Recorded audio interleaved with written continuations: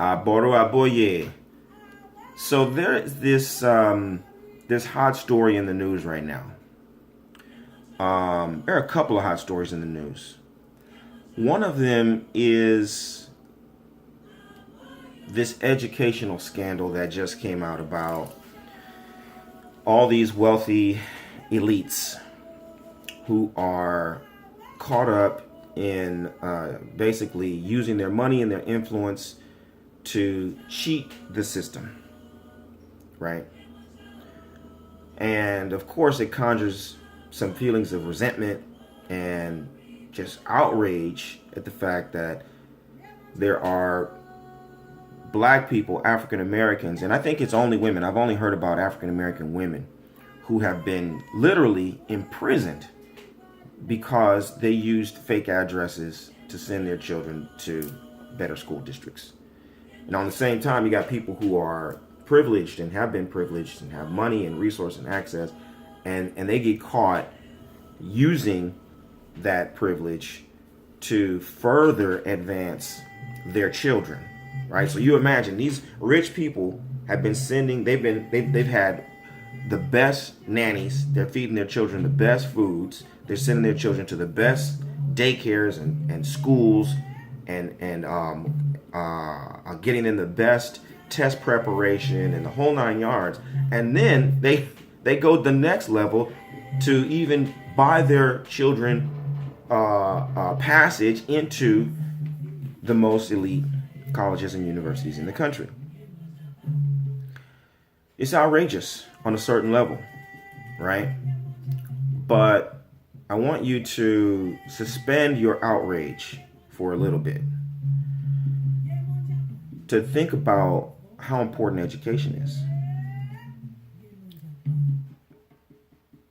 People who have access and have influence and power value education enough to be able to now further invest in cheating to give their children another opportunity. Education is really important.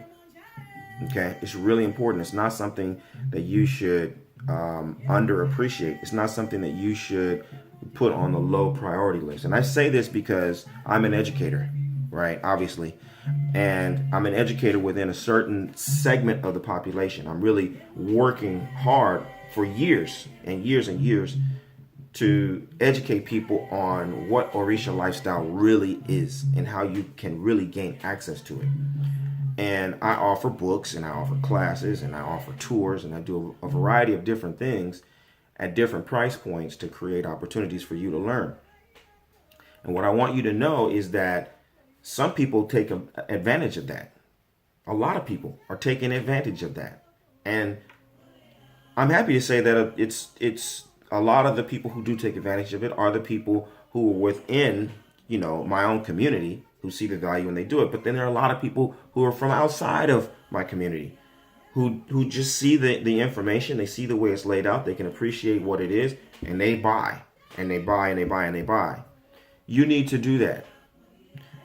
You as a person of African descent, wherever you find yourself in the world, if you want to learn about Orisha lifestyle and you don't have another 25 years to sit at the feet of the masters and run errands, picking, plants and getting tools and going through all the steps that a person has to go through to learn this system as an apprentice, if you don't have the luxury of 25, 30 years, right, to win the trust of different people and gain access to different kinds of information in a cohesive and organized way, you need to be ready to put up that money, right?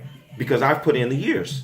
And I'm not saying I know everything and everything is offered in my books or in my classes or in my workshops. No, but a lot of it is. And if you want to streamline your process, if you think that this system really is valuable to you, stop trying to go cheap. Stop trying to just gather and pinch information from this website and that Facebook group and this YouTube video and that YouTube video. No, put your money where your values are. Let your values speak through what you buy. Take the courses, study the materials, ask the questions, develop everything that you can through what's available to you, because Trust and believe that the people who have the money and the resources and already have the access and can already jump off and on planes at will, they're doing it. That's what you see. They are the same way you see people jumping on and off planes is the same way that people are enrolling in classes and buying books and sending. I'm getting emails. I'm getting inboxed. I'm being visited by people, and they're all good people, and I appreciate all of their input, and I encourage everyone to continue with their growth and the development. But to the people who feel like, hey, this is mine. This is what I'm born to do. This is a part of my lineage. This is part of my legacy. If you feel that way, then you need to prioritize it economically, financially, and invest in your own development, because that is what people do when they want to grow and advance in any segment of life. All right. So don't play yourself cheap.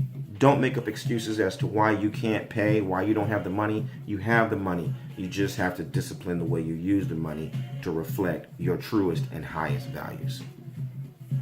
Aboru aboye, aboshishe.